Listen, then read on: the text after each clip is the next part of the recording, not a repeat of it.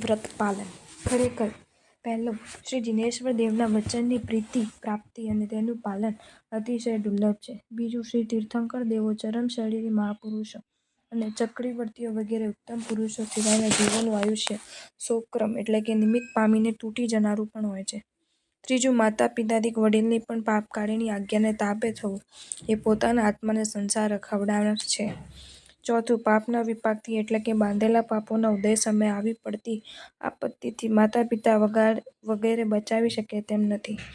પાંચમું, જે પૌદ્ગલિક વસ્તુઓ મેળવી છે કે મેળવી રહ્યા છો તે તમારી નથી, એટલે જ્યાં સુધી પુણ્યોદય હશે ત્યાં સુધી જ રહેશે, પણ તે પછી નહીં રહે.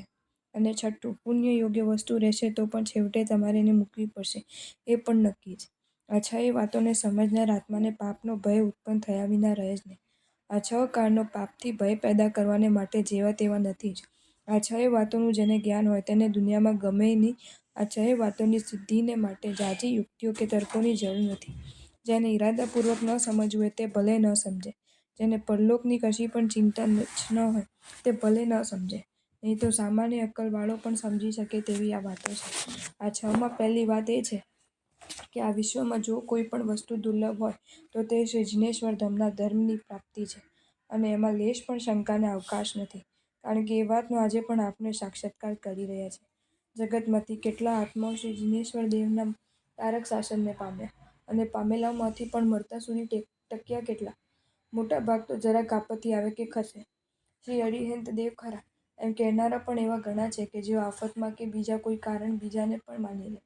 નિર્ગ્રંથ ગુરુ જોઈને એ વાત સાચી, એમ કહેવા છતાં પણ આજના અર્થ કામના રસિયાઓએ જો કોઈ વેશધારી આંખ ફરક બતાવે તો ત્યાં પણ ઝૂકતા વાર નહીં. આજના અર્થ અને કામના ઉપાસકોને વશ કરવામાં જરા પણ મુશ્કેલી નથી. થોડીક લાલચ પેદા કરનારી વાત કરી કે તરત જ વશ.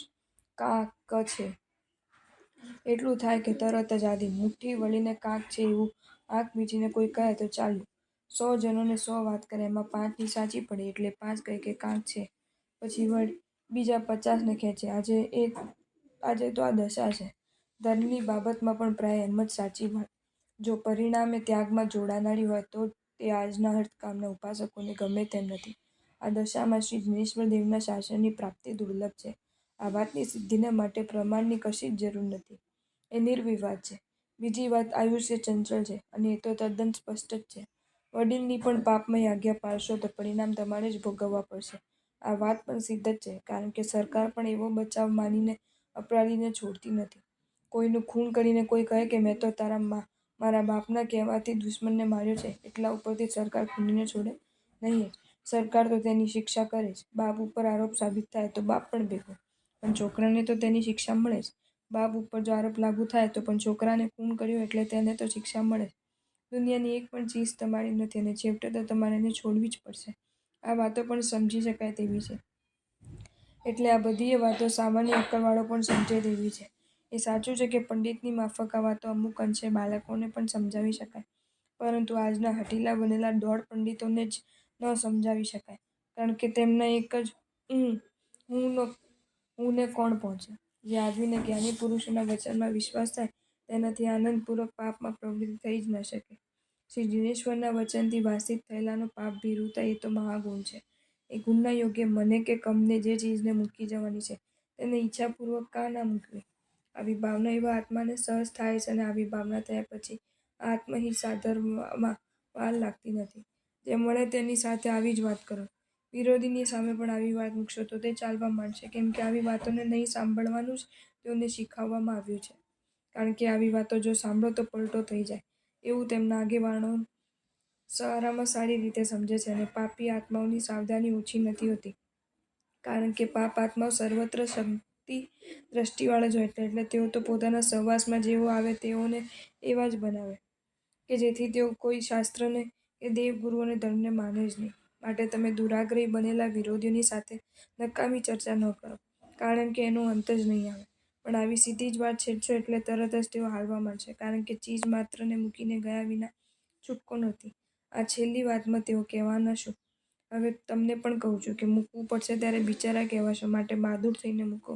મૂકવું તો પડશે અને ઉપરથી બિચારા કહેવાશે, એમાં શું લાભ? ઈચ્છાથી મૂકવું છે કે મૂકવું પડશે ત્યારે મૂકવું છે? આ બધી વાતો બરાબર સમજાયા પછી પાપનો ભય ન લાગે એ બનવા યોગ નથી. કહે છે કે આવી ભયની વાતોથી જ જૈનો નિર્બળ બન્યા ને. આવા ભયથી તો જૈનોનો પૂર્ણોદય થયો હતો, પણ એ ભય જ આજે બોધામાં ક્યાં છે? આ ભય તો પાપકારી પ્રવૃત્તિ ઉપર અગ્નિ મૂકનાર છે, અને પાપ ખસવાથી નિર્બળતા આવે એમ કેવું એ નરી મૂર્ખાઈ જ છે. નિર્બળતા તો આસક્તિથી, લોભ અને મોહથી આવે છે. પાપથી ભય પામનાર આત્માને તો શરીરના ત્યાગમાં પણ ગભરામણ ન થાય, અને આસક્તિવાળાને તો એક તારણાના ત્યાગ પણ ગભરાવી શકે છે.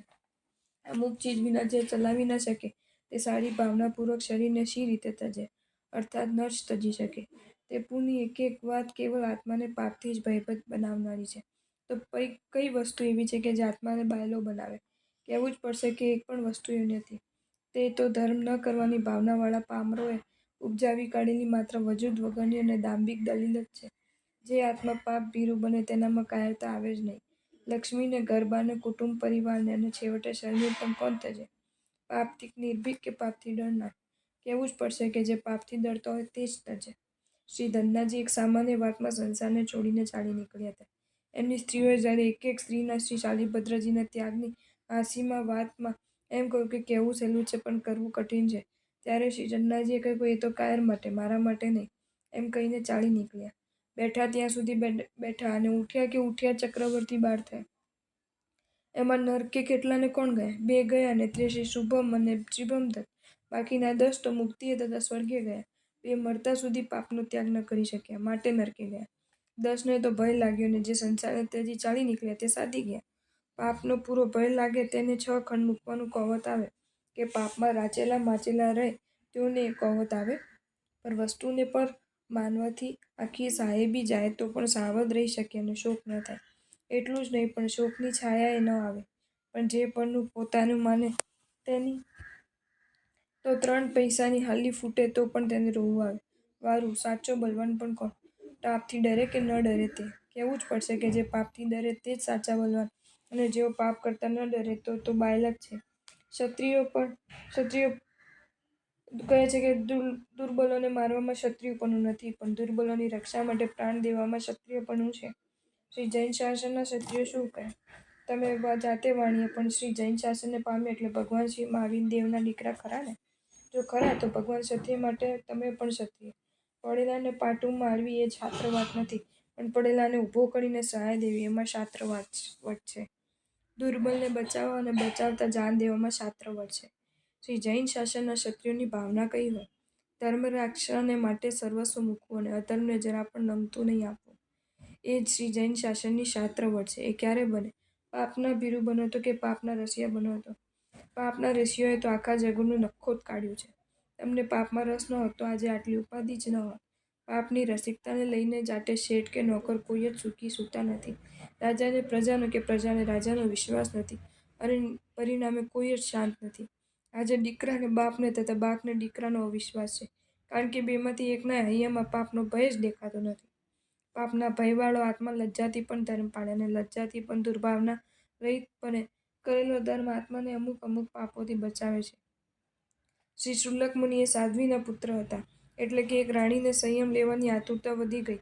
તેના ઉદરમાં ગર્ભ હતો. ગર્ભની વાત કરવાથી ગુરુણી સંયમ નહીં આપે એમ ધારીને તે વાત કહ્યા વિના જ તેણીએ સંયમ લીધો. થોડા વખત બાદ ગર્ભ દેખાવમાં આવ્યો. ગુરુણીએ તથા શય્યાત્રે સત્ય સ્વરૂપને જાણીને રક્ષા કરી. કાળે કરીને બાળકને પ્રસવ થયો. ફળી સાધ્વી તો સંયમ પાળે છે. બાળક પણ અમુક જગ્યાએ મોટો થયો. 8 વર્ષની વયે ગુરુને સોંપાયો અને દીક્ષા દેવાડી. થોડા વખત પછી, એટલે કે 12 વર્ષની ઉંમરે એના પાપોદય મોહ જાગ્યો. એ શ્રી શુલ્લક મુનિ માતા પાસે આવ્યા અને હતી એ વાત કહીને જવાની રજા માંગી. માતાએ સમજાવ્યા, તે છતાં પણ તેમને જરાય માન્યું નહીં. ત્યારે માતાએ પોતાના વચન ખાતર 12 વર્ષ રહેવા કહ્યું. સંયમ પાળવાનું મન નથી, પણ લજ્જાથી 12 વર્ષ રહ્યા અને સંયમ પાળ્યું. ફરી માતા પાસે ગયા, ત્યારે માતાએ કહ્યું કે મારું કંઈ ચાલે નહીં. ગુરુણીજીની આજ્ઞા માંગી. ગુરુણીજીએ પણ સમજાવ્યા, પણ એમનું જવાનું આતુર થઈ રહ્યું હતું, એટલે એમણે માન્યું નહીં. તેથી ગુરુણીએ પણ પોતના વતી 12 વર્ષ રહેવાનું કહ્યું. એમના વતી બીજા 12 વર્ષ પણ શુલ્લક મુનિ રહ્યા. આ રીતે ઉપાધ્યાય વતી અને છેલ્લે આચાર્ય વતી 12 વર્ષ રહ્યા. આ રીતે તે લજ્જાને વશ વર્ષો સુધી રહ્યા, અને લજ્જા ખાતર સંયમ પાળ્યું. છેવટે 7 વર્ષની વયે સંયમ મૂક્યો અને ચાલ્યા. જ્યાં પોતાના કાકા રાજા છે ત્યાં ગયા.